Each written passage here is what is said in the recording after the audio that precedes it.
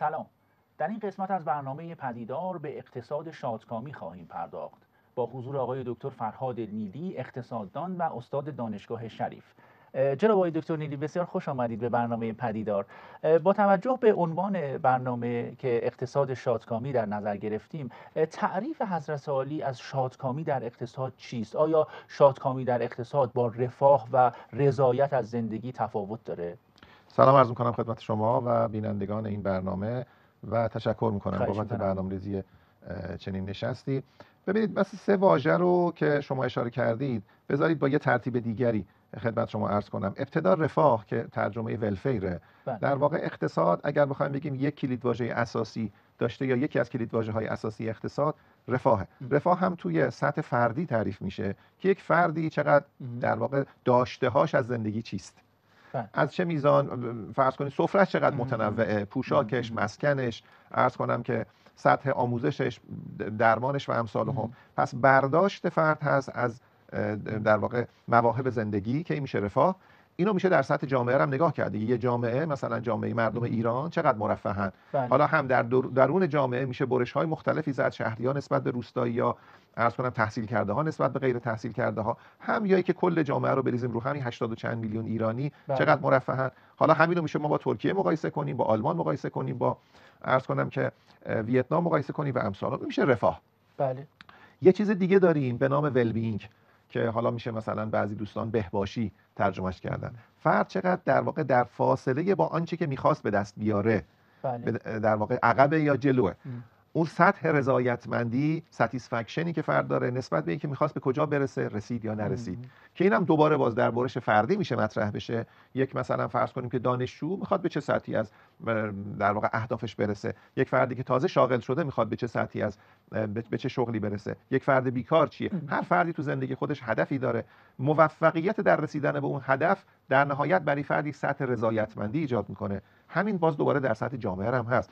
الان جامعه ایران فرض کنید که میخواست به یه جایی برسه، آیا رسید یا نرسید. این احساس رضایتمندی از این که نزدیک شدیم یا سرخوردگی از این که دور شدیم، اینم میشه اون در واقع بحث ولبینگ. سومی اون شادکامی یا هپینسی که شما اشاره فرمودید. شادکامی در واقع نقطه افتراق اصلیش اینه که برداشت فرد هست از آنچه که دارد. آیا از آنچه که دارد احساس رضایت میکند یا نه؟ به قول آقای دنیل کانمن، تنها روانشناسی که جایزه نوبل اقتصاد رو برد، میگه ما یک خود تجربه کننده داریم، یک خود یادگیرنده. خود تجربه کننده اون است که رفاه رو تجربه میکنه. مثلا فرض کنید که فرد الان میبینه که اگر مثلا دردی داره، بهترین پزشک ها در نزدیکیشن، میتونه با یک تماس تلفنی و یک ترتیباتی 3 ساعت دیگه پیش بهترین پزشک این حوزه باشه. یا اگر میخواد از خدمات کلینیک استفاده کنه، یا اگه فرد میخواد چیزی رو بخره، یا اگه فرد میخواد که مثلا فرض کنیم که تحصیلاتش رو ادامه بده، این سطح رفاهه.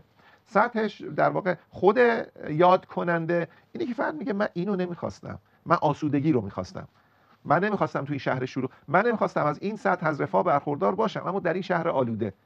من نمیخواستم مثلا همه چیز هست اما انقدر مثلا آلودگی، انقدر ترافیک، انقدر شلوغی، من آسودگی رو میخوام. اون یه مفهومی است که اصطلاحاً سابجکتیوه، یعنی فرد در واقع یه برداشت ذهنی است. کانمن یه جمله جالب داره، میگه هیچ وقتی دوتا رو نباید مساوی کنیم، یکی رو غلبه بدیم بر دیگری. یعنی بگیم آقا من سیاستگزار اصلا با خود تجربه، با خود یاد کننده کاری ندارم. شما چگونه یاد میکنید از اینکه الان مثلا فرض کنیم که چه سطحی از رفاه رو داری، اصلا به من مربوط نیست. من خود تجربه کننده رو نگاه میکنم، شما چی دارید برای من کفایت میکنه. کانمن میگه هر دو مهمه. برداشت انسان ها از آنچه که دارن با هم متفاوتن، که حالا مثال ها و آزمایش های مختلفی میزنه. غرض این که ما به نظر میرسه به هر سه این احتیاج داریم. هر سه ارکان مختلفی هستن از آنچه که ما داریم بهروزی یک جامعه رو تحلیل میکنیم. صحیح. آقای دکتر، آیا رشد اقتصادی همیشه به افزایش سطح خوشبختی منجر میشه یا این رابطه تحت تاثیر عوامل دیگری هم قرار داره؟ درسته. ببینید، اولا رشد اقتصادی یک در واقع متغیر بلند مدت. بنابراین هر جا که شما تو هر جمله‌ای، تو هر تحلیلی رشد اقتصادی رو میارید، باید زمان به اندازه کافی، چه رو به عقب چه رو به آینده، طولانی باشه که ما اثرش رو فرصت داشته باشیم که ببینیم. بنابراین در بلند مدت رشد اقتصادی قطعاً شرط لازم بهروزی است، شرط لازم رفاه است، شرط لازم شادکامی است، شرط لازم رضایتمندی است. قطعا. یعنی چی؟ یعنی اگه شما رشد نداشته باشید، هیچ کشوری رو شما نمیشه پیدا کنید که رشد نداره و در بلند مدت مردم احساس رضایتمندی میکنه، چون رشد اقتصادی امکانات رو ازشون نبود رشد اقتصادی امکانات رو ازشون گرفته. اما شرط کافی نیست. از همینجا من یه پرانتز باز کنم، کلا تو تحلیل‌های اجتماعی ما تحلیل تک عاملی نداریم. نمیشه بگیم رشد اقتصادی تنها عامل رضایتمندی یا شادکامی است. پس عوامل دیگری هم باید کنارش در نظر بگیریم. چقدر افراد فراغت دارن، چقدر افراد آسودگی دارن، چقدر افراد میتوانند در واقع تنوع فرهنگی دارن. شما ممکنه کشوری رو پیدا کنید که به لحاظ رشد اقتصادی وضعیت خوبی رو داشته، اما خرده فرهنگ ها در واقع حذف شدن در یک فرهنگ غالب.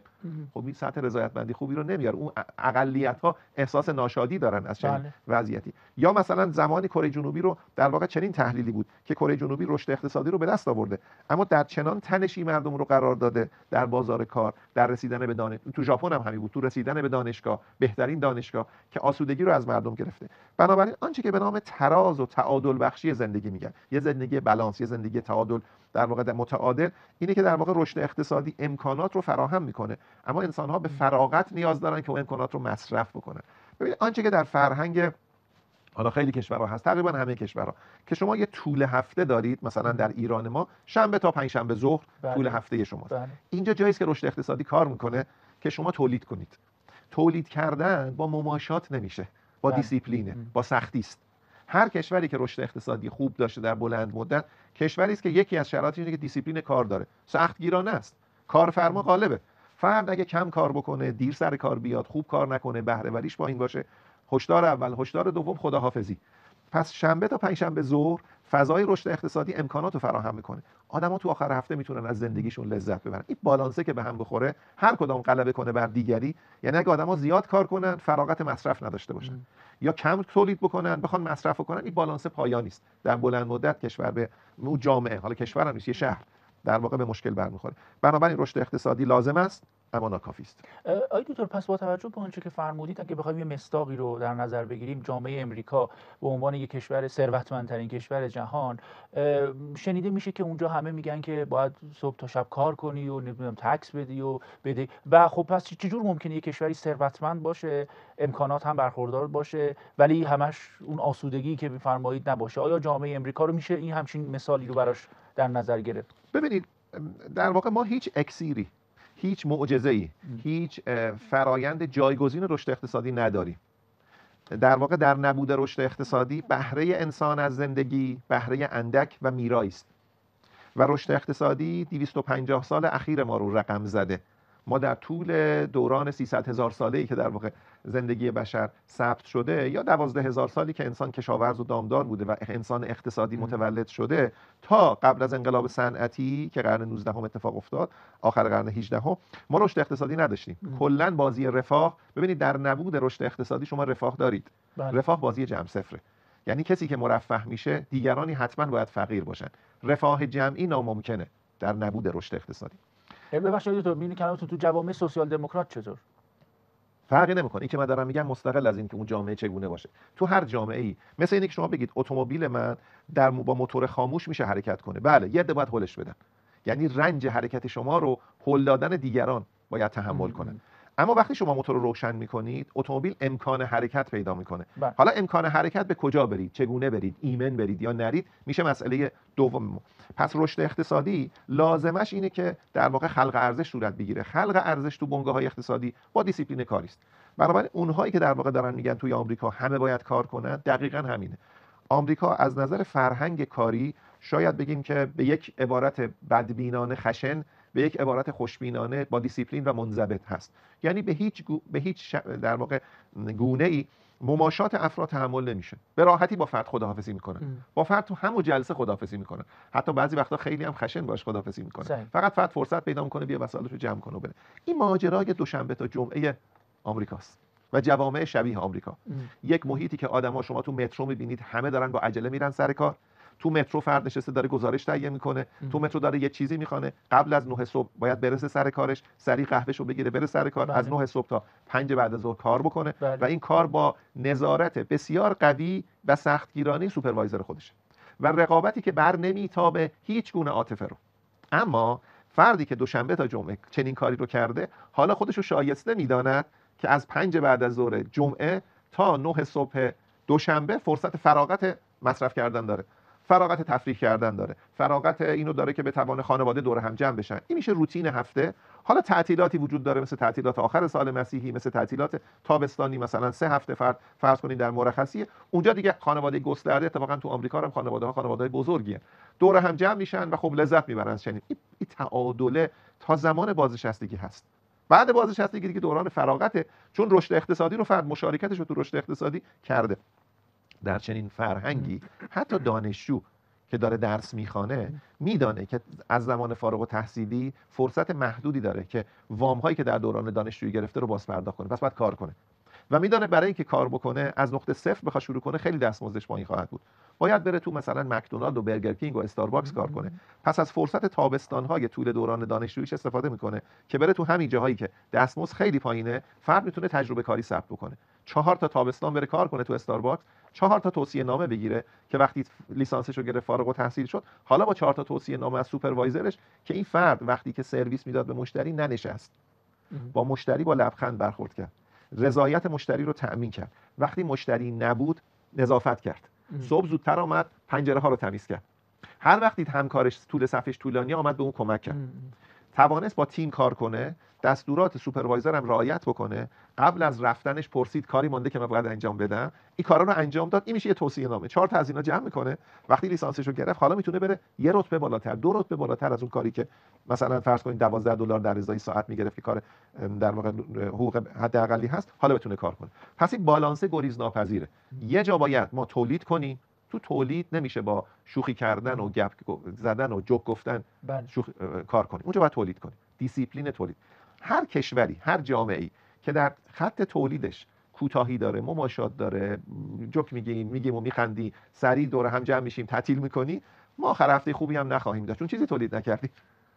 خب پس این دوتا رو باید. حالا تو اروپا سختگیری خیلی کمتره، بنابراین فرد محیط کارش، میزان تنش محیط کارش کمتره، رشد اقتصادیش هم پایینتره، اون ثروتر هم کمتر تونسته جمع بکنه. حالا استثناهایی هم شما دارید مثل قطر که شما لازم نیست رشد اقتصادی داشته باشین، چون یه مخزن گازی دارید که این مخزن گاز رو میارید بالا، سطح درآمد سرانه شما مثل نروژ و قطر به نظرم 2 تا مثال خیلی جذابه.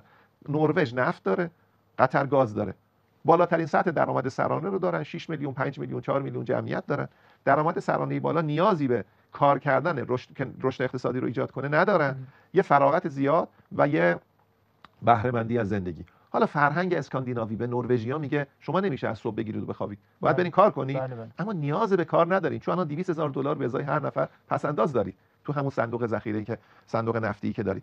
ولی که در واقع این موتور کار میکنه. اما این استثناها رو که بذاریم کنار، تو بقیه جاها شما منابع طبیعی ندارید.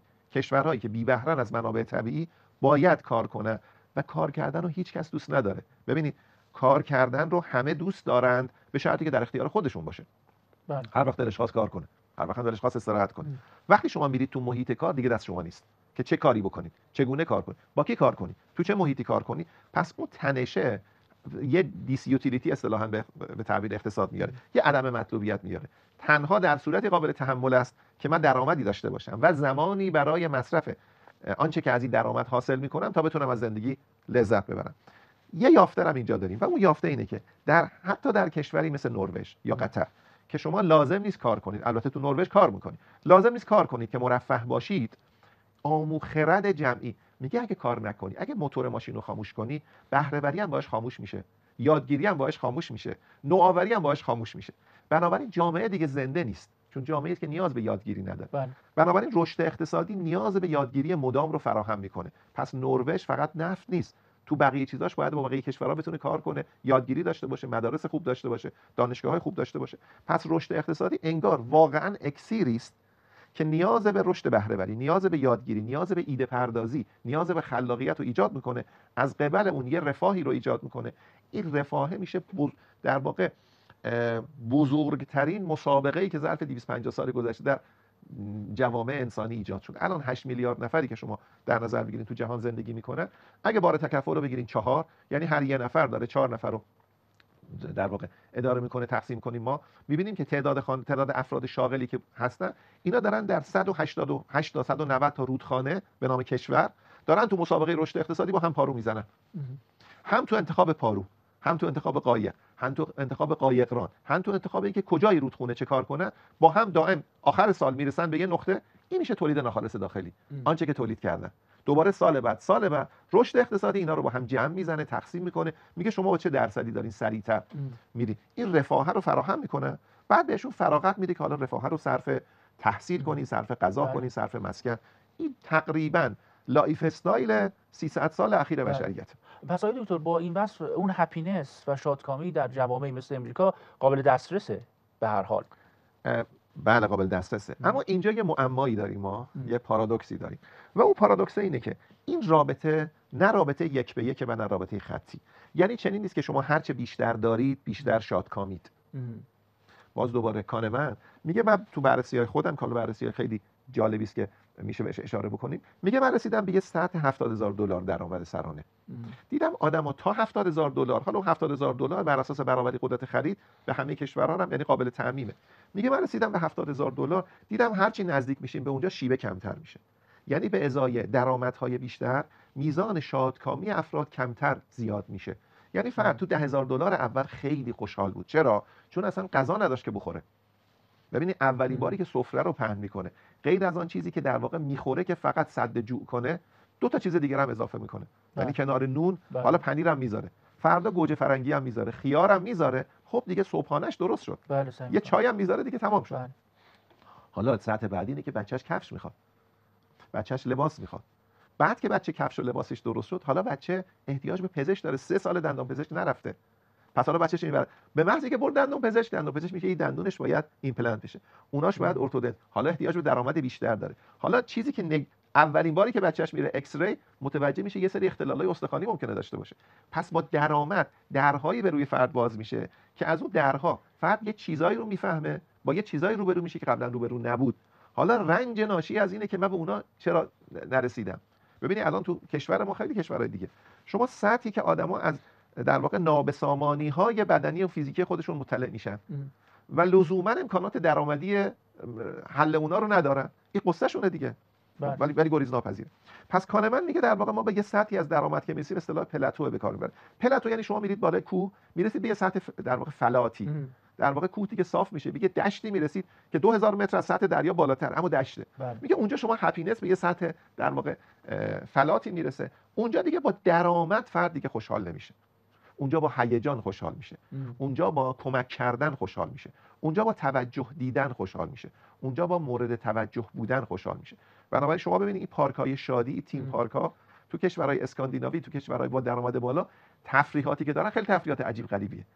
یعنی فرد میره بالا، یه فرض کنین که رولر کاستر، یه دفعه از اونجا میفته پایین، چون هیجان رو نیاز داره تجربه بکنه. تو زندگی ما نگاه کنید افراد دائم دارن هیجان تجربه میکنن. شما دارید میری یه دفعه مطلع میشی از اینکه آقا مثلا فلان خبر رو اعلام میکنه و شما میبینید مثلا 3 تا گزینه از گزینه‌های شما حذف شد، 2 تا گزینه به خاطر رأی یه عده دیگه اضافه شد. یعنی شما دائم اینجا غافلگیر میشی. اما تو کشورهای دیگه فرد مثلا 100 سال غافلگیر نشده، هیچ هیجانی تو زندگیش نبوده، چون زندگی همش پیش بینی پذیر بوده. بنابراین خب میره توی پارک تفریحی، اونجا خلاص شادیشو اونجا داره، چون همه چیز براش قاعده منده، همسایه‌اش مشخص، معلومه که کی میتونه وام مسکن بگیره، کی خونه‌شو بخره، تحصیلات بچه‌ش معلومه، بچه‌ش تحصیلات معلومه، بچه‌ش رفت دانشگاه، این مشاغل رو نمیتونه بره، این مشاغل رو میتونه بره، تکلیف مشخصه. شما وقتی میری به بانک مراجعه میکنی معلومه که رئیس شعبه بانک یا اون کشیر چه چیزایی رو میتونه به شما بده، چه حقوق شما تعریف شده است. اونجا در واقع بله این هیجان‌ها رو افراد میتونن تجربه کنن، بنابراین سفرهای طولانی میرن، عرض کنم به تیم پارک میرن، کارهای جوری. ولی تو کشورهای در حال توسعه خود رودخانه زندگی به اندازه کافی برای افراد هیجان ایجاد میکنه، نیازی به اون پارک‌های تفریحی در واقع افراد ندارن. آقای دکتر پس بنابراین میزان شادکامی به فرهنگ بی تردید مرتبطه. بله. سالهای اخیر بود که یونان دچار بحران اقتصادی شد من شخصا یه اختراعی کردم، حالا دوستانی که در یونان میرفتن میبدن، متوجه شدیم که مردم یونان کلا خیلی به رفاهشون و آسایششون و آسودگیشون و این زیاد کار نمیکنن که آلمان اومد تقبل کرد کاستی اقتصادی اونها رو در اتحادیه اروپا. بنابراین خب اونها زیاد کارم نمیکنن، ثروتمندم نبودن، ولی تمام هفته در کافه ها و رفاه و فلان و ولی با اون بحران اقتصادی. پس میشه تصور کرد که ثروت زیادی نداشت، حتی بحران اقتصادی هم داشت، ولی به اون هپینس رسید، برخلاف امریکا و کشورهای اونجوری توسعه یافته. البته یونان اون مشکلات رو از سر گذرونده، الان فکر نمی‌کنم دیگه مشکلات اقتصادی آنچنانی داشته باشه. بذار من یه پله برم پایین‌تر از یونان. بوتان. ببینید بوتان پادشاه چهارمش به نظرم از 1972 گفت اصلا بیایید ما شادکامی رو محاسبه کنیم. دستور کار داد که به نام Gross National Happiness GNH رو بیاید شما محاسبه، قطعا مشاورانی هم گرفت که شما بیاید حساب کنید که مردم ما چقدر تنوع فرهنگی دارن، چقدر سطح آموزش، سلامت، از هم در واقع انسجام جامعه چقدر زیاده و اینو محاسبه کرد. خب خیلی نتونست ادامه پیدا بکنه این ماجرا، چون همیشه شما به شدت نتایج محاسبه به متدولوژی محاسبه وابسته است. شما الان ببینید تنوع فرهنگی که تو ایران داریم، اولیاش خیلی ساده میگه آقا کرد و ترک و لور و بلوچ و اینا و گیلک و ترکمن و اینا. چجوری میخواین شما تنوع فرهنگی رو اندازه بگیرید که الان مثلا سهم فرهنگ ترکمن در مثلا تولیدات ملی ما، تولیدات فرهنگی ما در طی زمان زیاد شده یا کم شده؟ یه ارزشه، خیلی هم ارزشمنده، اما تن به عدد به راحتی نمیده. و ما بخوایم یه شاخص ملی درست کنیم، همین فقط تنوع فرهنگی ایران که یکی از غنی‌ترین کشورهاست به لحاظ هم تنوع فرهنگی هم تنوع اقلیمی و اینا همبستگی خیلی جذاب و جالبی با هم داره. همین کیش ما رو شما نگاه کنید، کیش مردم که میرن در واقع مردم بومی کیش به لحاظ فرهنگی افراد بسیار غنی، سبک زندگیشون اساسا متفاوته، معاششون از طریق ماهیگیری، از طریق صنایع دستی و امثال هم. خب چه اهتمامی الان وجود داره که آن فرهنگ حفظ شود. بوتان سعی کردی کار رو انجام بده برای یه مدتی، شد یه نمونه که میشه کشوری بود فقیر اما یه کاری کرد که مردم خوشحال باشن. خب اما این واقعا قابل تداوم نیست. باز به قول کانمن میگه فقر، سن اینه، میگه آمارتیا سن هم همینو میگه فقر اصلا حق انتخاب رو از شما میگیره. شما نمیشه فقیر باشید، میشه زاهد باشید. ببینید فرق زاهد و فقیر اینه، زاهد انتخاب میکند که کم معونه زندگی کند. درسته؟ فقیر انتخاب نمی کند، فقیر بهش تحمیل شده. پس نمیشه فقیر شاد داشت، میشه زاهد شاد داشت. فقیر شاد در واقع فردی است که خودش کنار آمده با مسئله. حکایتاشو سعدی تو در واقع زیاد مثال میزنه که در واقع فرد از طریق در واقع انتظاراتش رو از زندگی کم میکنه، اما اگه توجه داشته باشه که فقر بهش تحمیل شده، دائم گیرم فقیر خودش با مسئله کنار بیاد. بچه‌هاش چی؟ خودش که میدونه من بچه‌های من به خاطری که تو خانواده من متولد شدن، به خاطری که من پدرشونم و دیگری پدرشون نیست، تحصیل کمتر، بهداشت کمتر، غذای کمتر رو دارن. و الان خب متخصصین تغذیه و متخصصین مغز و اعصاب اینو میگن دیگه، مغز بچه در 4 سال اول شکل میگیره. 4 سال اول اگه بچه تغذیه خوبی نداشته باشه، خیلی از امکانات مغزیش اصلا توسعه پیدا نمیکنه. خب پس فقر تکثیر میشه.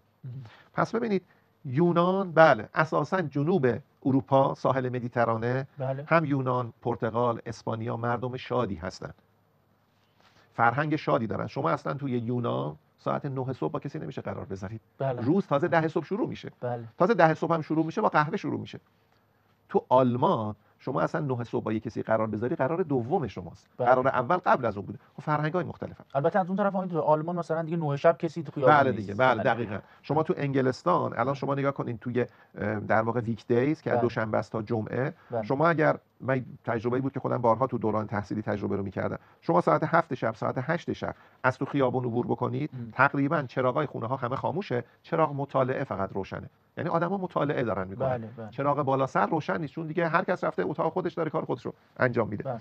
اما ببینید همین یونان اگر عضو اتحادیه اروپا نبود، الان خدا میدونه نسبت دراخما به یورو چند بود. یونان نجات پیدا کرد چون سوار کشتی نجات شد، سوار کشتی نوح شد، جزء اتحادیه اروپا شد. بنابراین اگر نبود یونان الان خیلی وضعیتش. ببینید یونان دو تا مسئله داشت. یک یه عالمه سایت فرهنگی داشت، سایت تاریخی داشت که توریستا رو جذب می‌کرد در مقیاس چند میلیون نفر. هنوزم داره. این یک. دو، کنار دریای مدیترانه است، یکی از بهترین ساحل‌ها رو داره. در دوران کرونا هر دو ظرفیت درآمدزاییش قطع شد چون دیگه توریستی نمیرفت. فقط عضویت تو اتحادیه اروپا نجاتش داد. اما من سوال شما رو یه جمله در واقع تمام بکنم. یه تعریف خیلی مختصر اما به نظرم خیلی عمیق از شادکامی ارائه میدن. میگن شادکامی برابر است با داشته ها منهای انتظارات. خب داشته ها بخش اقتصادی ماجراست، انتظارات بخش فرهنگی روانشناختی ماجراست. از همینجا میفهمیم که شادکامی در واقع یک مفهوم میان رشته‌ای است که بدون اقتصاد ابتر است، بدون روانشناسی و جامعه شناسی و فرهنگ هم ابتر است. یعنی شما هر چی که داشته های شما بیشتر باشه شما شادترید، به شرطی که از انتظاراتتون بیشتر باشه. اما اگر انتظاراتتون زیاد باشه و داشته های شما نتوانه انتظارات شما رو فراهم کنه، علیرغم که داشته هاتون بیشتر شده ناشادترید. و این پارادوکس 20-25 سال اخیر ماست. یعنی در واقع دهکده جهانی که اینترنت ما رو به هم وصل کرده، انسان ها چون کمالگران، هیچ انسانی نیست که کمالگران نباشه. تعریف کمال در نزد انسان ها متفاوته، اما هیچ انسانی نیست که ناقص رو بر کامل ترجیح بده.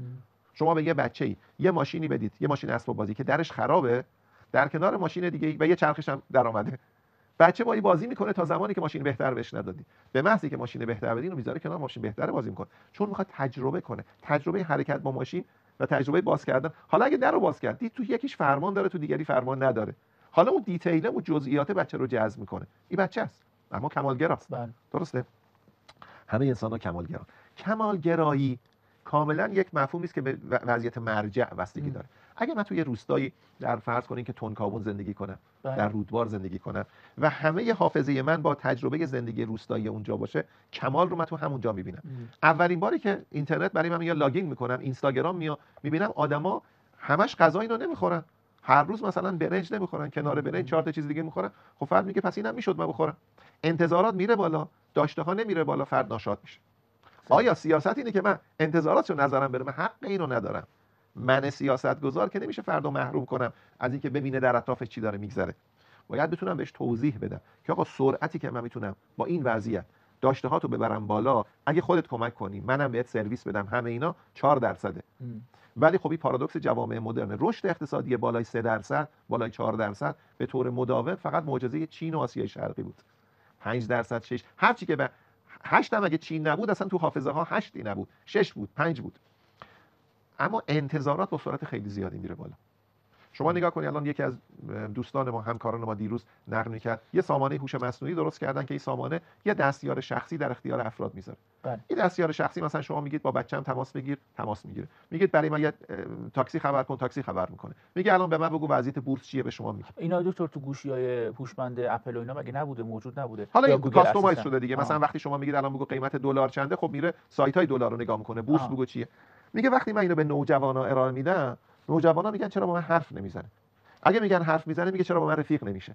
هی میخواد کاملتر باشه، چون دوست داره این رفیقش باشه، این در واقع رباتی باشه که رو گوشیش داره. در آدما کمالگران و این ما رو برده تو پارادوکس جدیدی که آدم‌هایی که در مقیاس خود تجربه کننده مرفه‌اند، در مقیاس خود یاد کننده ناشادند، چون میگه من میتونستم بهتر از این داشته باشم.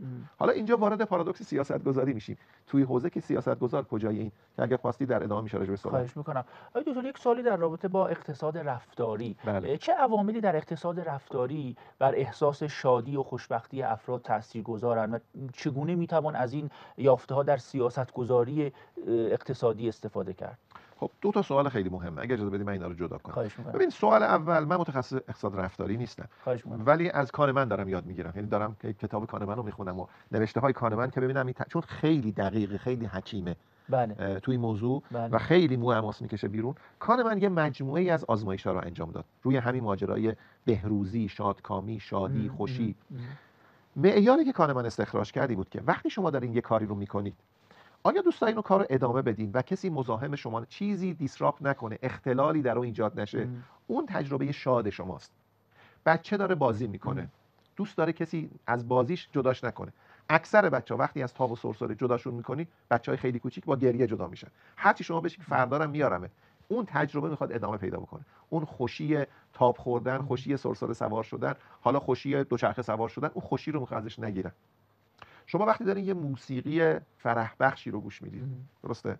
آقا مثلا فرض کنین که همایون شجریان داره برای شما میخوانه، علیرضا قربانی، محمد رضا شاه دارین، دیگه مسحور این میشی. شما دوست دارین قطع نشه. یه فیلمی رو دارین میبینی، پای صحبت یه حکیمی نشستید. بله. یه حکیمی داره برای شما صحبت میکنه، شما اصلا میخواید لحظه اصلا تمام نشه. هر کس داره مینوشه، میآشامه. شرب مدام در ادبیات میگن. خب کار من میگه شرب مدام رو آدما خودشون انتخاب میکنن. برای یکی موسیقی، برای یکی هنر، برای یکی نشستن و یه نقاشی رو نگاه کردن، برای کسی طبیعته، آبشاری که میاد، چشمه‌ای که میاد، گوش کردن به صدای پرنده ها. هر کس میگه اینو خود فرد انتخاب میکنه. بله. اما آن چیزی که میخواد من ازش جداش نکنم، اون بهترین لحظه زندگیشه. برعکس، آنجایی که فرد میخواد اولین باری که فشار برداشته میشه از اون صحنه جدا بشه. مثلا داشته یه کاری میکرده با فشار، میگه من این دوتا رو آمدم تجربه کردم. میگه ما یه تیمی درست کردیم از روانشناسا و آلن کروگر هم به عنوان یکی از بهترین اقتصاددان‌ها آوردیم تو تیم خودمون که تحلیل کنیم.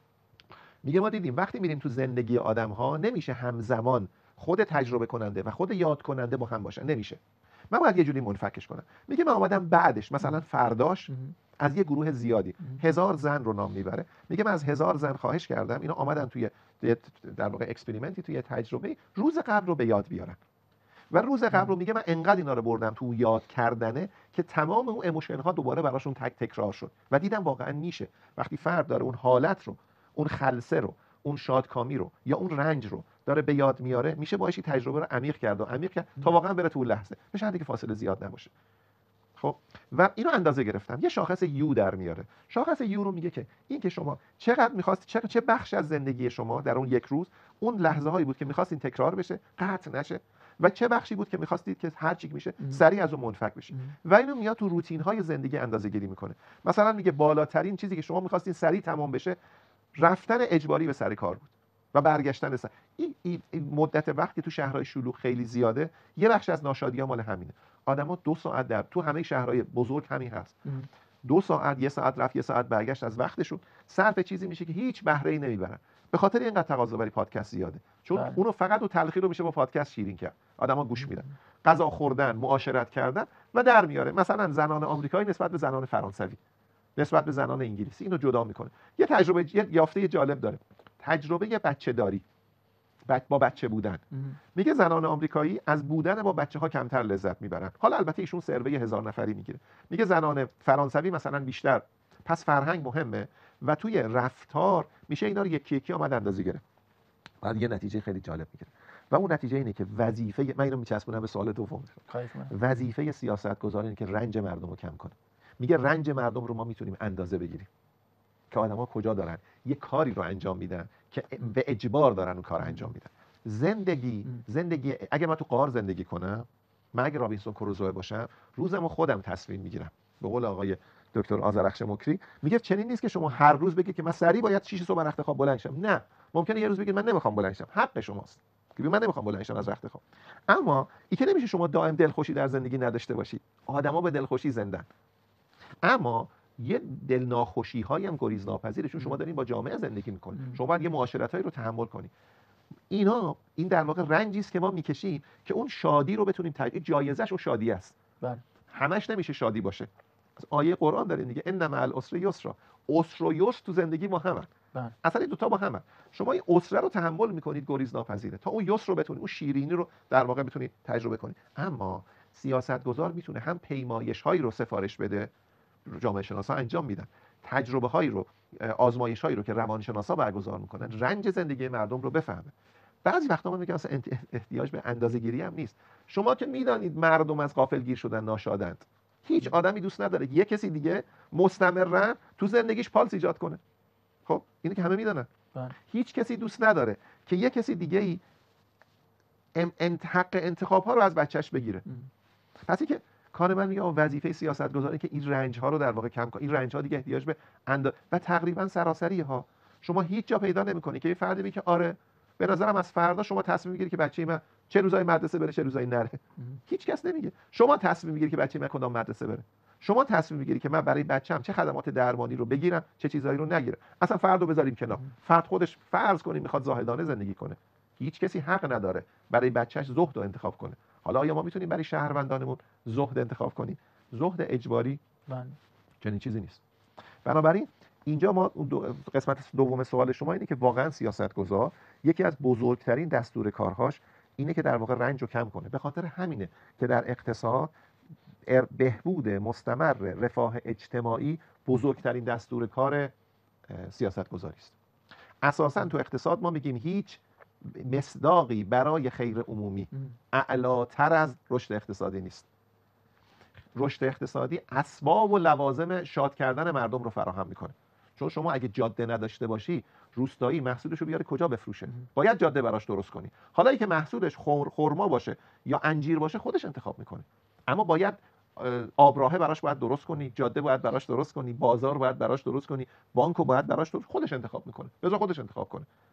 خب شما انتخاب نکن، اما لوازمش رو براش فراهم کن. اینجاست که ما میتونیم بگیم رنج و رفاه رو ما میتونم دو سر قرار بدم. هر چیزی که رفاه رو داره ایجاد میکنه، رفاه اجتماعی رو، ما رو به اون خیر عمومی نزدیکتر میکنه. هر چیزی که رنج سراسری فراهم میکنه، ما رو به اون در واقع شر عمومی داره نزدیکتر میکنه. حالا این وسطا زمین بازی زیاده، ولی ما از اون وسطا خیلی فاصله داریم.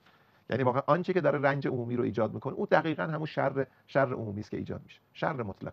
صحیح. آقای دکتر، اینجا توزیع نابرابر ثروت به نظر شما بر سطح شادکامی چگونه میتونه تاثیرگذار باشه؟ یا مثلا آیا کاهش نابرابری لزوما افزایش خوشبختی منجر میشه؟ بله. مثلا میونه کلامتون ما جامعه هند رو داریم. مثلا هند یه فرهنگ خاصی داره که در ثروتمندترین محله ها میبینید کنار یه ساختمان اشرافی یه زاغ نشین هست. خب اونجا ثروت برابر تقسیم نشده، ولی ظاهرا مردم هند اینجوری یاد گرفتن که باید قانع باشن به اون چیزی که دارن. این حالا مختص جامعه هنده، ولی به طور کلی میخوایم ببینیم که توزیع نابرابر ثروت چگونه میتونه تأثیر منفی داشته باشه روی شادکامی. این مثالی که شما زدید به نظرم یه بابی رو باز میکنه و اون اینه که فرهنگ مقدمه بر همه این چیزاست. یعنی اگه شما فرهنگ کاستی رو پذیرفتید که کاست وجود داره تو جامعه طبقاتی رو پذیرفته باشید، بله عرض کنم که زاغ نشین میتونه کنار کاخ نشین باشه، همین پارادوکس کاخ و کوخ در واقع میتونه کنار هم باشه و اون ناشاد هم نباشه که ببینه. فرض کنین که فرد بچهش کفش نداره، داره پا برهنه راه میره، یه ماشین بنتلی هم اونجا پارک کرده، از کنارش رد میشه، میگه هذا من فضل ربی. بله ممکنه چنین چیزی وجود داشته باشه، به دلیلی که فرهنگ ذهن رو تسخیر کرده. به قول عجم اغلو قفس هنجارها فرد توی قفسی قرار داده که میگه اون اصلا دور از دسترسه، من اصلا فکر نمیتوانم بکنم به اینکه منم بتوانم یه ماشین داشته باشم. مسئله کفش پای بچه منه و من حقم اینه که فقط برم کار کنم، ساعتی انقدر بگیرم تا بعد از مثلا 1 ماه کار کردن بتونم یه دمپایی برای بچه‌ام بخرم. اون کاستی در واقع اون فرهنگ طبقاتیه تحمل زخم ناسور نابرابری رو برای فرد امکان پذیر کرده. به محضی که اون فرهنگ بکنه، این زخم رو هیچ کس تحمل نخواهد کرد. درسته؟ بنابراین این قصه دیگه است. اما اگر اون فرهنگ نبود، اون قفس هنجارهای در واقع هنجارها باز شد و آدما دیدن که شایسته یک زندگی آبرومنده، هیچ چیزی نمیتواند، این حق طبیعی است، هیچ چیزی نمیتواند یک انسان رو از حق در واقع زندگی آبرومند و شرافتمندانه برای خودش و فرزندانش و عزیزانش محروم کنه. اما با تلاش باید به دست بیاره، در این شکی نیست. با تلاش باید اینو به دست بیاره. اما هیچ کس نمیتونه بگه تو حق ندارید، این چنین چیزی اصلا حق تو نیست. پس این نکته اول. اما جز اولین تلاش‌هایی که من دیدم که این دوتا رو با هم جمع بکنه، یعنی در واقع نابرابری رو ببره در داخل رفاه، یه فرمول خیلی ساده‌ای بود که آمارتیا سن ارائه داد. گفت شاخص رفاه عبارت است از درآمد سرانه ضرب در 1 ضریب جینی. ضریب جینی هرچی بزرگتر باشه جامعه نابرابرتره. 1 ضریب جینی شاخص برابری است. درآمد سرانه هم شاخص داشته هاست. پس شما میگی چقدر من داشته دارم، چقدر داشته ها داره برابر توزیع میشه. اینو یه بارم یادمه تو سازمان برنامه ما اینو مبنای یک گزارشی قرار دادیم و سالهای مختلف اقتصاد ایران رو با هم مقایسه کردیم. فکر کنم سال 1375 فکر کنم من تو سازمان برنامه یک گزارش رو منتشر کردم. بعدش اما شما که هرچی میایین جلوتر میبینید تو شاخص های رفاه نابرابری با ضریب منفی در واقع وارد میشه. نمونه اعلای این کار در واقع اینه که بانک جهانی شیرد پراسپریتی، بهروزی عمومی، بهروزی فراگیر رو به عنوان هدف خودش انتخاب میکنه. میگه هدف من دو چیزه: alleviation of poverty and boosting shared prosperity. alleviation of poverty یعنی فقر رو کلاً ریشه کن کنم، فرصت دارم تا 2030 فقر رو از کل جهان ریشه کن کنم. دو، shared prosperity رو بوست کنم، ترویج کنم، ارتقا بدم. shared prosperity یعنی بهروزی که میشه پراسپریتی باید شیرد بشه. شاخص بانک جهانی نرخ رشد درآمد 40% کم درآمدترین جامعه است. اینو اندازه میگیره، با نرخ رشد اقتصادی محاسبه میکنه، یه پرمیوم در میاره. میگه شما اگه رشد اقتصادی دارید اما رشد اقتصادی به 40% کم درآمد نرسیده، پرمیوم شما منفی است. اما اگه اینو آوردید بالا، پرمیوم شما مثبته. اینو محاسبه میکنه و بله قطعا چنین چیزی هست.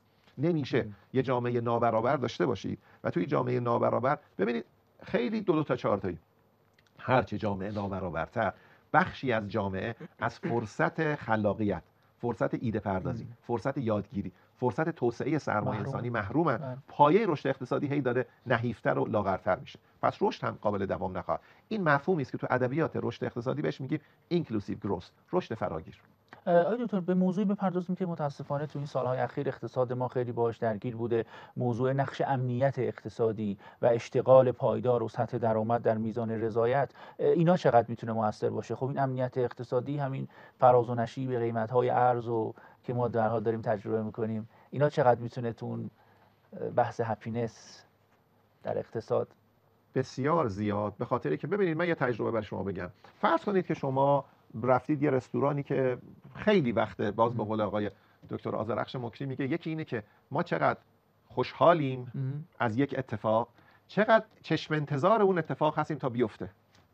مثلا فرض کنید که من قراره یه عزیزی رو ببینم یک هفته دیگه، یک ماه دیگه، 3 ماه دیگه. خب اون اتفاقی که اون عزیز رو میبینم خیلی خوشحالم، اصلا دوست ندارم اون لحظه تمام بشه، اما از حالا هم لحظه شماری میکنم. همین ادبیات ما رو نگاه کنید، تمام ادبیات ما پر از رد پای لحظه شماری ها و چشم انتظار بودناست دیگه. لحظه دیدار نزدیک است، اخوان ثالث، این بخشی از اون شادکامیه. ببینید شما مثلا فرض کنید 1 ماه انتظار میکشید که خانواده‌تون رو ببرید یه رستوران خوب که به بچه‌ها خوش بگذره، درسته؟ شما به اون رستوران خوب بشینید، بعد مسئول رستوران بیا بگه آقا اینجا چرا اینجا نشستی؟ میگه خب ما میگه اینجا که ما شما نبود که، شما برید اون صندلی بشین.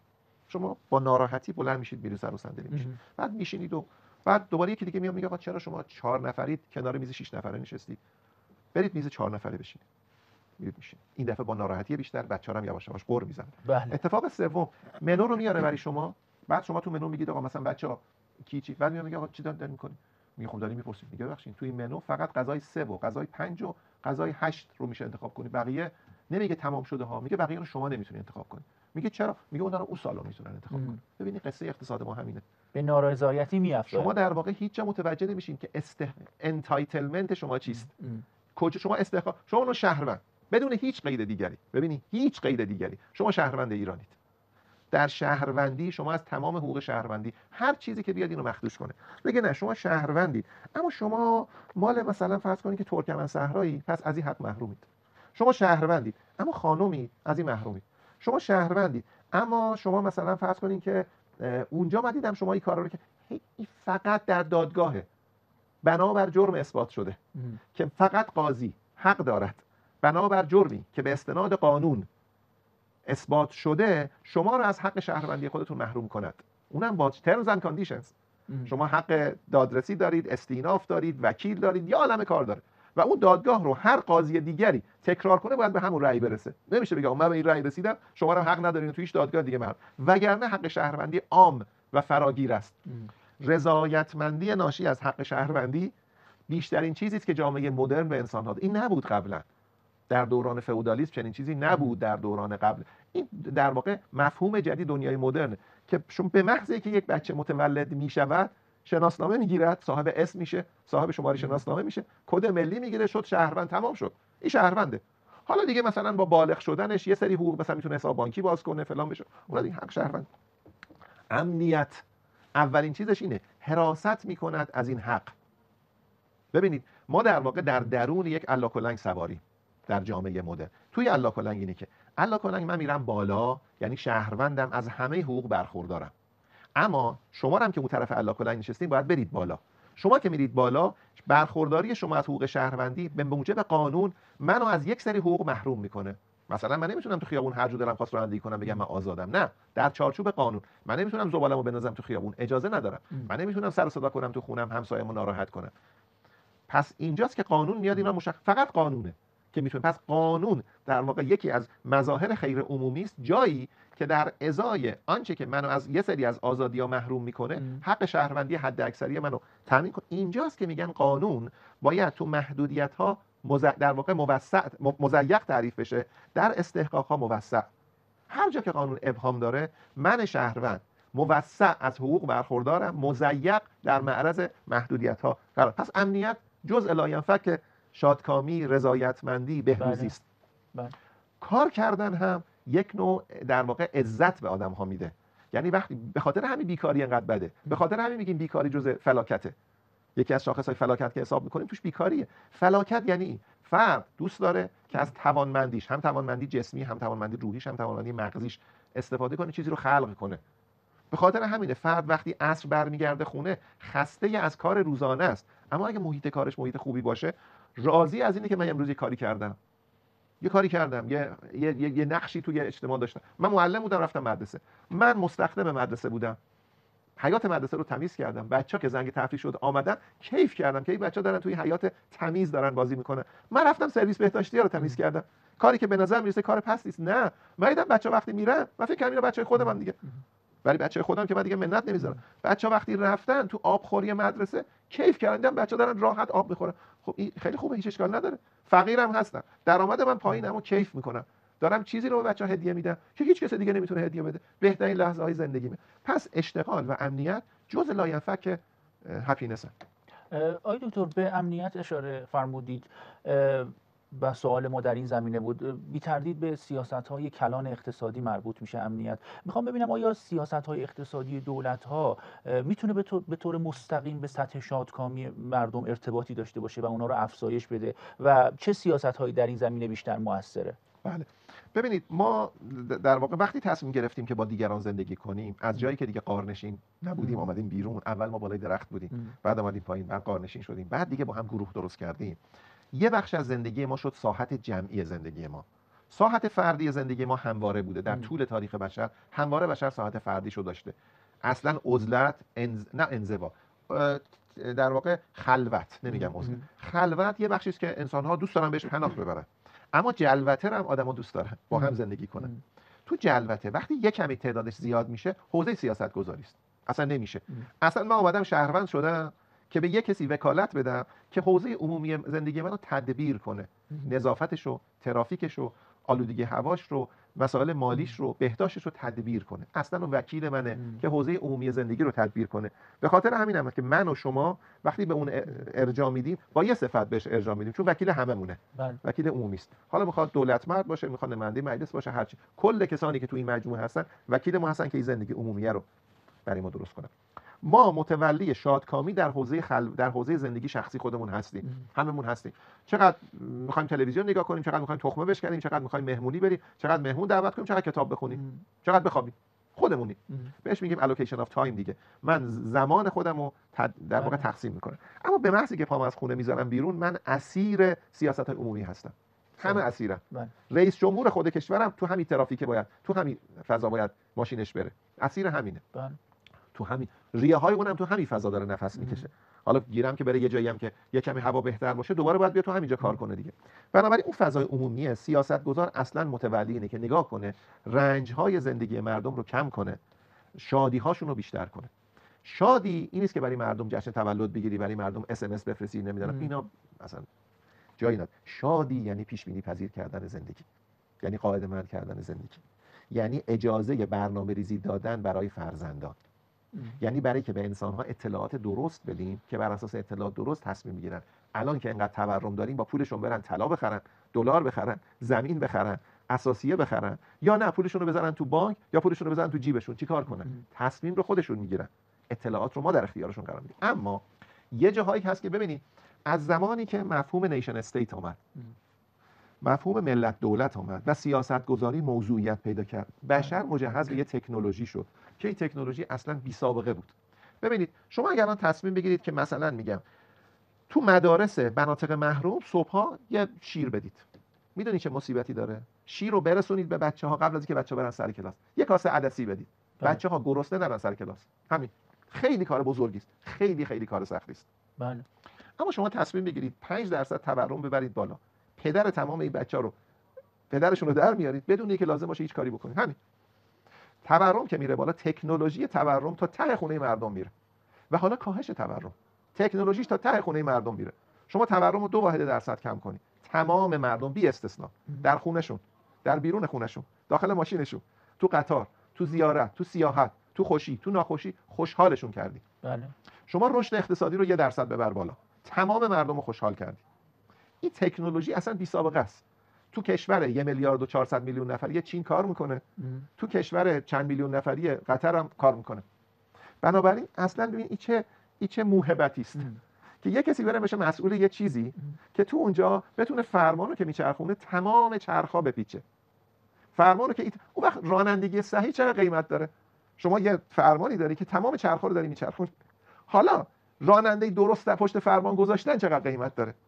حالا چه مصیبتی است، چه چی بگم اسمشو، چه جرمی است که شما راننده خوب پشت فرمان نذاری، یه کسی که اصلا فرق فرمان و ترمز دستی نمیدونه رو بذاری پشت فرمان. پس ببینید این تکنولوژیه. بنابراین ما نه لازمه هی به مردم سلام بدیم، نه لازمه هی از مردم تشکر کنیم، نه لازمه بگیم ما نوکر شماییم، ما خادم شماییم. هیچ کدام. آقا 1% تورم کم کن، 1% رشد اقتصادی رو زیاد کن. همین. شما همین میشه تمرین. صبح که بلند میشی بگی من چه کار کنم که یه کمی رنج عمومی رو کم کنم، یه کمی رفاه عمومی رو بیشتر کنم. اقتصاد چند تا شاهراه جلو ما گذاشته، همین چهار راه. میگه آقا یکی شاهراه تورمه، هر چیزی که اینجا ترافیک رو سبک کرد بدون به همه مردم خیر میرسانی. یه شاهراه رشد اقتصادی است، یه شاهراه هم بیکاری است. همینا رو مدیریت کن. شما یه اتاق فرمان درست کن، همینا رو. هر کسی که اینو خوب کرد اینو تکریم کن، هر کسی که اینو بد کرد اینو بذار کنار، اینو بکن معیار. و اقتصاد به ما سنجه هایی داده که واقعا ما میتونیم روزانه اینا رو اندازه، رشد اقتصادی رو نه، تورم رو اندازه‌گیری کنیم، قیمت‌های مختلف رو حساب کنیم، ببینیم آقا کل سبد نسبت به دیروز چقدر گرونتر شد. هی لازم نیست مردم برن ماست بخرن، شیر بخرن، تخم مرغ بخرن، هی بیان خونه بگه دیروز رفتم شد این، هفته پیش من رفتم ماست خریدم شد اینقدر، الان شد اینقدر. شما به جای مردم هی اینا رو نگاه کن ببین چه کار میشه کرد. بعد با دستور این کار نمیشه. اقتصاد همش انگیزه است. شما یه کاری کن که اینا رو درست کنی، بهترین کار انجام دادی. یعنی اصلا بستی. میگه الان مثلا فرض کنیم من میخوام یه کاری کنم که عاقبت به خیر بشم. نه چرا میگن دعا میکنن عاقبت به خیر بشن؟ دعا مال زندگی شخصی است. تو زندگی عمومی باید کار کنی، باید کار درست کنی. برای اینکه کار درست کنی باید شایستگی انجام کار درست داشته باشی. شاخصش هم خرد عمومی است. الان برای این سه تا شاهراهی که گفتم، خرد جمعی دستور کارش رو مشخص کرده و هیچ چیزی بیش از این رنج عمومی رو کم نمیکنه و شادی و رفاه عمومی رو زیاد نمیکنه. هیچ چیزی. صحیح. آقای دکتر به موضوع دیگه بپردازیم که به فرهنگ و اقتصاد باز مربوطه. چگونه می شود بین مصرفگرایی و احساس رضایت پایدار از دیدگاه اقتصادی تعادلی برقرار کرد، یا اصلا مصرفگرایی چقدر مؤثر در شادکامی در اقتصاد؟ درسته. ببینید شما اگه فرض کنید که مدیر یه مدرسه باشید در یه شهر دور افتاده، درسته؟ و شما عرض کنم که صبح اون منطقه که منطقه محرومی هم باشه، صبح شما همین بگید آقا من یه روز عدسی میدم، یه روز لوبیا میدم، خوراک لوبیا صبحانه بچه‌ها میدم، یه روزم تخم مرغ میدم، یه روزم کره و ارده میدم به بچه‌ها بخورن. اگر بچه‌ها با ولع عدسیشون رو بخورن، شما خوشتون میاد؟ بدتون میاد؟ خوشتون میاد. آقا بچه‌ها دارن کیف میکنن، دارن عدسی گرم داغ میخورن با کیف، با هم شوخی هم میکنن، درسته؟ حالا شما اگه بگین یه کاری کنین که این بچه‌ها با تحقیر با عزتمندی بخورن، مثلا دائم مسابقه بذارید، مسابقه الکی، مسابقه فوتبال گل کوچیک بذارید، بگید آقا تیم برنده هم خودش هم هر کس از اعضای تیم برنده میتونه یکی دیگه رو مثلا مهمان کنه، امروز مثلا ما مهمان فلانی هستیم. یعنی یه کاری کنی بچه‌ها احساس کنن استحقاق خودشون بوده. دیگه میگه عدسی رو مبری شما خریدم. کیفشو اون میکنه. ببینید آنچه که اقتصاد دنبال مصرفه، مصرف عامه مردمه. نه اینکه من بشینم مثلا فرض کنین که 3 وعده غذا رو بخورم، مثلا کباب بخورم به این بزرگی. من کاری کنم که مردم کباب بخورن. اینه. یعنی اقتصاد وقتی میگه رفاه، میگه آقا مردم باید دسترسی به بیمارستان و کلینیک داشته باشن. وقتی میرن بیمارستان بدونن که این بیمارستان از چه حقی برخورداره. مصرف یعنی امکانات بهداشتی درمانی، یعنی آموزش، یعنی تفریح، یعنی سفر، یعنی غذا، یعنی مسکن مقاوم در برابر زلزله. ببینید یعنی همین فرد بتونه وقتی میره بانک بگه آقا سقف خونه من مهندس اومده محاسبه کرده زلزله بالای 5 ریشتری خونه نامقاومه، و بانک بگه آقا بله من به شما اینقدر تسهیلات میدم، زیر نظر واحد اعتبارات من شما اینجور مصالح میخری، کارو میکنی، ظرف 3 ماه شما خونه‌تو مقاوم سازی بکنی. تموم شد. بنابراین آنچه که اقتصاد به عنوان مصرف میگه، کانسامشن، در واقع اینه که من میام سبد مصرف مردم رو نگاه میکنم در پیکره کم درآمدترین هر چی باشه یوتیلیتیش هم بیشتره. آنچه که اقتصاد به عنوان شاخص بهره مندی، شاخص مطلوبیت میگه هر چه که اینو از قدیم اقتصاد اینو در واقع توی تکست بوک های همه اقتصاد هست، بچه‌ها میرن تو دانشگاه همین سال اول دوم اینو یاد میگیرن که در واقع هر چه سطح بهره مندی پایین‌تر، رضایتمندی ناشی از مصرف بیشتر. هر چه که شما این مصرف آدمای کم درآمدتر باشن، رفاه آدما ناشی از اون خیلی بیشتره. شما بیاین پل صدر 2 طبقه رو 3 طبقه کنید یا بیایید در واقع روستاهای خودتون رو جاده‌هاشو درست کنید، خب اونجا خیلی رضایتمندی بیشتری در واقع ایجاد میشه. بنابراین آنچه که ما میگیم مصرف در واقع ناشی از اینه. البته ما میدانیم که بشر به لحاظ روانشناختی مسئله‌ای به نام آزمندی داره. از قدیم با بشر این مسئله روانشناختی است. انسان میخواد بیشتر داشته باشه. حالا مثلا یه کسی مثل حراری میگه که الان جوامع دوست دارن که مردم همه جای دنیا دوست دارن یخچالشون پر باشه، چند 10 برابر آنچه که مصرف میکنند. اون میگه ناشی از اینه که انسان انقدر با قحطی روبرو بوده که این رفته تو دی ان ای خودش که من اگه امروز دارم تضمینی که فردا داشته باشم چیه. اقتصاد کاری به کار نداره. میگه من در واقع با قیدهای اقتصادی کاری میکنم، شما خودت بهینه کن. دوست داری یخچالت پر باشه یا تعداد کتابایی که بچه‌ت در اختیار بیشتر باشه؟ شما خودت انتخاب کن. شما دوست داری بچه‌ت خوشحال بره به شب بخوابه یا با شکم پر بره بخوابه؟ اگه یه کاری کنی که بچه‌ت شکمش پرم نبود اما بچه‌ت با آرزوی فردا رفت خوابید، اون شاید بهتر باشه. پدر مادر خودشون تصمیم میگیرن داخل خانه خودشون چگونه بالانس میکنن. اون مصرف گرایی افراطی، بله یه چنین چیزی داریم تو اقتصاد، ما کاری با این ماجرا نداریم. میگیم سیاستگزار باید امکان این که مردم بتوانن متناسب با سطح درآمد خودشون کالاهای مورد نیاز خودشون رو با حداقل استکاک بتونن تامین کنن. به خاطر همین وام مصرفی میدن، کارت اعتباری میدن، همه کارا میکنن که آدما خودشون تصمیم میگیرن که چقدر بدهکار بشن، چقدر حسابشون پر باشه. صحیح. آقای دکتر، با توجه به تحولات جهانی و بحران‌های اقتصادی که تو این چند سال اخیر داشتیم، البته به عنوان آخرین سوال می‌دونم فرصتم کم هسته که مزاحمتون نباشیم، آیا به نظر شما مفهوم خوشبختی در اقتصاد مدرن تغییر کرده با توجه به این بحران‌های اقتصادی که در سال‌های اخیر داشتیم؟ البته از سر گذرانده شد دیگه. اقتصاد ما خب کمتر، چون ما اقتصادمون آنچنان به اقتصاد جهانی ارتباط نداشته، ولی خب مثلا ما دیدیم که دبی ورشکست شد که ابوظبی اومد نجاتش داد، یا در کشورهای غربی همچنین. این مفهوم خوشبختی در اقتصاد تغییری کرده یا اینکه نه؟ خیلی تغییر کرده. بله خیلی تغییر کرده.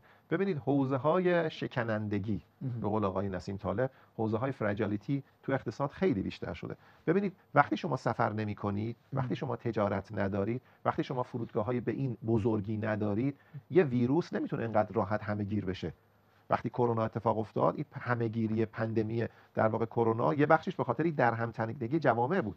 تا رفتن تو دورانی که لاکداون اتفاق افتاد. چقدر طول کشید لاکداون اتفاق افتاد؟ چند ماه طول کشید تا مردم برگشتن به قبل از این وضعیت اجتماعی شدن. تا هم یک کمی ویروس در واقع مهار شد با این واکسن ها، دوباره مردم شروع کردن رفتن به رستوران ها. بنابراین وقتی آدم ها با هم زندگی میکنن، بیماری های واگیر طبیعتا خیلی راحت تر منتشر میشه. وقتی که انسان ها در یه سطحی از فراوانی یا برخورداری قرار میگیرن، یا اینکه در واقع سیر کردن شکم که یه زمانی دغدغه همه بشریت بود، الان دغدغه مثلا آسیای جنوبی است و آفریقای زیر صحرا. شما می‌بینید بقیه با حداقل غذا اما با شکر خیلی زیاد سعی می‌کنن انرژی لازم رو بگیرن. بنابراین چاقی الان تبدیل میشه به یه بیماری در خیلی از نقاط مختلف جهان. چرا؟ چون اینقدر دارن شکر و کربوهیدرات دارن مثلا مصرف میکنن. دیابت تبدیل میشه به یکی از خطرهای بزرگ. یا چون میخوان غذا رو در واقع غذای با طول ماندگاری زیاد مصرف بکنن، بنابراین پروسس فود میاد، کنسر مثلا زیاد میشه. بنابراین حوزه‌های آسیب پذیری انسان هی داره زیاد میشه. یه سری حوزه‌ها مهار شده. ببینید دیگه الان کسی کوزاز و عرض کنم دیفتری و وبا و اینا دیگه حوزه نیست. شما نگاه کنید مثلا آب آلوده، دیگه الان آب آشامیدنی آلوده دیگه کمتر جایی از بشر هست که مسئله باشه. اون مهار شده، اما چیزای دیگه آمده. بنابراین یه اِوولوشن، یه تحول مدام در آنچه که زندگی انسان رو مختل میکنه قطعا اتفاق افتاده. ببینید یه زمانی بود که حریم انسان‌ها کاملا تعریف شده بود. الان شما از یه نقطه شهر به یه نقطه شهر که میرید، شما نمیدونید چند تا دوربین داره از شما فیلم برداری میکنه. داخل اتومبیل شما از شما عکس برداری میشه. اینی که ما میدونیم دیگه. حریم انسان‌ها نقض میشه. ما نمیدونیم کجاها صدای ما داره شنود میشه. ما نمیدونیم کجاها داره ردیابی میشه. بنابراین حریم آنچه که بهش میگیم سرویلنس، در واقع پایش مداوم داره اتفاق میفته و خب با هوش مصنوعی سرویلنس خیلی هم شدیدتر شده. بنابراین انگار داره زمین بازی ما دائم داره عوض میشه. حوزه هایی که ما ناشادیم فقط داره تغییر پیدا میکنه. حوزه های شادی ما هم داره تغییر پیدا میکنه. به خاطر اینکه انسان ها از پناه میبرن مثلا به فرض کن دیدن فیلم. تو توی یه سری کشورها پناه میبرن به رفتن به بار، رفتن به کلاب‌ها، رفتن به جاهای مختلف. شما همین الان نگاه کنید، یه پارادوکس جالب توی جامعه ما. چرا انقدر کافی شاپ‌ها الان زیاد شده؟ چرا انقدر مردم میرن قهوه؟ اصلا قهوه نبود. بله. مردم ما درسته میگفتن قهوه خانه، اما قهوه نمیخوردن. بله. اما الان اسپرسو جوانای ما نمیخورن ها. راننده کامیونا هم اسپرسو میخورن. شما اول هر جاده نگاه کنی، از هر شهری شما برید بیرون، بله. تا مثلا فاصله 5 کیلومتری که از شهر جدا بشید، تمام این مغازه های کنار جاده زدن که آقا اسپرسو موجود است. چرا؟ این رفت تو زندگی مردم. کافی شاپ‌ها چرا انقدر شلوغ شده؟ برای که در واقع تفریحی است که کمترین میزان درآمد رو میخواد و بیشترین میزان فراغت رو میده که افراد خودشون رو جدا کنن از این فضای شلوغ دپرسینگ و افسرده بیرون. یه ساعت برن بشینن با هم بگن و بخندن، دوباره که میرن بیرون متوجه میشن از کافی شاپ که پاشو گذاشت بیرون، اولین مثلا فرض کنین که با اولین چیزی که برخورد میکنه متوجه میشه تقریبا از حق برخوردار نیست. هیچ جا نمیتونه بگه آقا چرا فلان کس حق منو نقض کرد، از حقی برخوردار. اما تو کافی شاپ میگه بنابراین این پارادوکس وجود داره. پس حوزه‌های شادی و ناشادی ما متناسب با تغییر سبک زندگی ما، سبک زندگی عمومی ما داره دائم تغییر پیدا میکنه. بنابراین مفهوم خوشبختی اون سیلان بودن و جاری بودنش خودش رو داره. ما هنوز از یه چیزای خیلی ما هنوز وقتی میشینیم مثلا فرض کنیم سعدی میخوانیم، مولوی میخوانیم، سهراب سپهری میخوانیم، بایزید بسطامی میخوانیم، خوشحالیم. ما اینا رو می‌خوانیم خوشحالی. اون زندگی شخصی است. اونو سعی کردیم، اون اینرسیش خیلی بالاست. اما تو فضای عمومی دائم داره عوض میشه و فراغت‌ها داره کمتر میشه. و اتفاقا در کشورهایی که زندگی شما می‌بینید رشد اقتصادی بالاست، ثروت سطح زیادی است، تنش بازار کار باعث میشه که زندگی انسان‌ها خیلی تنش داشته باشه. به خاطر همینه در آخر هفته به فراغت در واقع پناه میبرن. حوزه‌های شکنندگی و آسیب پذیری اجتماعی خیلی خیلی بیشتر شده. حریم‌ها خیلی بیشتر نقض میشه. شما میرید تو فیسبوک، شما میرید تو اینستاگرام، شما میرید تو فضاهای مجازی و شما دارین فکر میکنین که این رو گوشی شماست، در حالی که گوشی شما رو ابره. ابرم جای دیگه داره مدیریت میشه و بعد بنابراین شما میبینید که یه تعداد پست رو که لایک میکنید، اون سامانه شما رو بهتر از هر کسی دیگه میشناسه که شما چی رو دوست داری و چی رو دوست نداری. بنابراین بله، مفهوم خوشبختی به لحاظ مصداقی دائم در حال تغییر.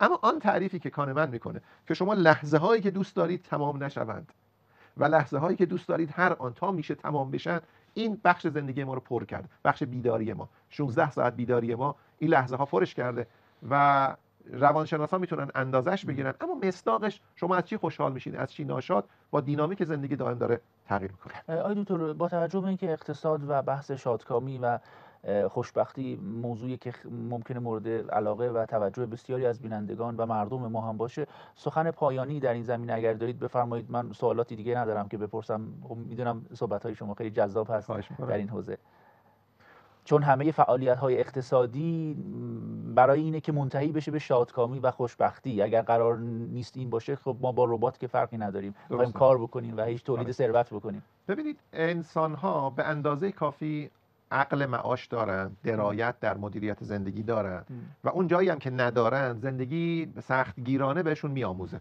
یعنی اگه پدری اشتباهی تصمیم بگیره که مثلا خانواده برن یه سفری که اون سفر 6 ماه بعد کلی خانواده رو تو مضیقه قرار میده، اگه پدر تصمیم بگیره که مثلا فرض کنید یه وسیله خانه رو عوض بکنه، یه هزینه رو تحمیل کنه به خانواده که اینقدر همه رو خوشحال نمیکنه، مثلا بره فرش رو عوض بکنه، فرش ماشینی بوده بره فرش دستباف بخره و بعد بچه‌ها متوجه بشن که جایگزین کردن فرش ماشینی با فرش دستباف 2 وعده درمان اینا رو انداخت عقب. خب همه شماتت میکنن پدر رو، قطعا به معنی که مطلع بشن. خانواده‌های قدیمی مطلع نمیشدن، خانواده‌های جدید الان همه مطلع میشن. بنابراین انسان‌ها زندگی شخصی خودشون رو مدیریت میکنن، نیاز به هیچ کس دیگه هم نداره. معلم هم احتیاج نداره. اگه معلم هم هست خودشون تصمیم میگیرن از کی چی یاد بگیرن، از سعدی یاد بگیرن، از گارسیا مارکز یاد بگیرن، خودشون تصمیم میگیرن از کی یاد بگیرن. اما زندگی مدرن، زندگی جدید، بخش فزاینده‌ای از زندگی ما رو مقهور تصمیم گیری های سیاستگزار کرده. این دیگه گریز ناپذیره. ما اصطلاحاً کپتیو یا مقهور آن کسی هستیم که داره در مورد بخش عمومی زندگی ما تصمیم میگیره. سازوکار انتخابات، سازوکار سیاسی میگه اون چه جوری باید انتخاب بشه. من وارد اون نمیشم، حوزه تخصصی من نیست. من کار ندارم اون چه جوری انتخاب شده. من کار دارم از زمانی که اون انتخاب شده اون داره در مورد زندگی ما تصمیم میگیره. اون تصمیم ارزش به کارگیری خرد در اون تصمیم با هیچ چیز دیگه قابل مقایسه نیست. اصطلاحاً پرایسلسه. اصلا نمیشه روش قیمت بذاری. اگه کوه نور هست، من اون کوه نور رو میدم، اینو به جاش میخرم. 6 ماه خرد در اون تصمیم گیری ها وارد بشه، تدبیر در اون تصمیم گیری ها وارد بشه. بنابراین ما اکسیری داریم که میشه همه مردم رو شاد کرد بدون اینکه شادی کسی به معنا و مرادف با غمگین کردن دیگری باشه. همه رو میشه شاد کرد، غم همه رو میشه کم کرد، رنج همه رو میشه کم کرد. ببین آدمه تو زندگی خودش، تو بدن خودش 100 تا بیماری داره، خب اما شما میتوانی با هدیه بدی بهش کاهش تورم رو، افزایش رشد اقتصادی رو. فرد همه اونا رو داره ها، اما خوشحال‌تره.